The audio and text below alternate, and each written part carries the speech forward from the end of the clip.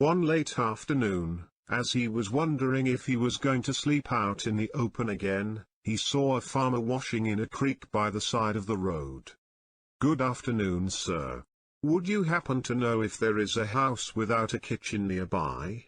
Perhaps I may spend the night there," Tun Utama inquired. The farmer seemed confused, but he said, "Young man, I don't know what kind of house you meant, but you are welcome to stay at my house tonight." "Well, that's very kind of you, sir. May God repay you for your kindness," Tun Utama happily obliged. And so they both walked and talked together through the woods, while Tun Utama asked about the people in the area. At one time, as they were walking through a heavily wooded area, the farmer looked questioningly when Tun Utama opened his umbrella over his head. The farmer thought it was kind of odd, since there was no rain nor there was bright sunlight in the woods, but he did not say a word. Later they had to cross through a muddy swamp, and the farmer scratched his head when he saw Tun Utama step right into the mud with his shoes on. The farmer could tell they were fancy and expensive shoes. Finally, they arrived at a small house surrounded by beautiful flowers and colorful trees. "Welcome to my house, young man," the farmer said. Tun Utama was astonished to see such eye-pleasing setting, in an area that he considered almost a wilderness. As he was wondering just what kind of person could maintain such a beautiful landscaping, his eyes caught a glimpse of a young girl, who quickly disappeared behind the house. The farmer informed his wife that they were going to have a guest, and he asked Tun Utama to clean up before dinner. Tun Utama quickly took out his foodstuff container and said, "Mom, could you be so kind and prepare our dinner using my provision here? Please, I would be so very grateful." In the kitchen, when they all saw the mixture of ingredients from Tun Utama's foodstuff container, they were all shocked.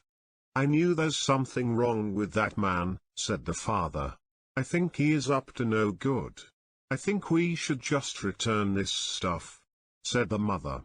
But the daughter was quiet and thinking, and she said, "Okay, I will take care of this. I think this must be some kind of test. Why don't you two go out and entertain our guest? I will cook using his foodstuff, and I'll let you know when dinner is ready." She then proceeded to sort out all the different ingredients and spices, and began to cook. That evening Tun Utama believed he had never had such delicious meal before. The farmer also commented on the unusually tasty dinner. "Well, we should thank this young man for his foodstuff," the wife said. "But I am afraid Siti Sharifa may have used up all his provision for this one meal." When Tun Utama heard it, he almost fell to the floor. That night Tun Utama tried to sleep with so many questions in his mind. He knew the daughter's name was Siti Sharifa. She passed the test about the foodstuff, and boy, her cooking was delicious too. He could not wait to see what she was like. He was about to drift off, when he heard them talking softly behind the woven bamboo wall. "He is so strange," the father was saying. "First he asked about a house without a kitchen. What kind of house is that? Then, when we were walking through the woods, he used his umbrella even though there was no rain. When we crossed the muddy swamp, he didn't take his shoes off. And I can tell, they are expensive shoes. I don't know whether he is stupid or what." After a few moments of quiet, Tun Utama heard a beautiful voice speak. "Father, I don't think he is crazy or stupid.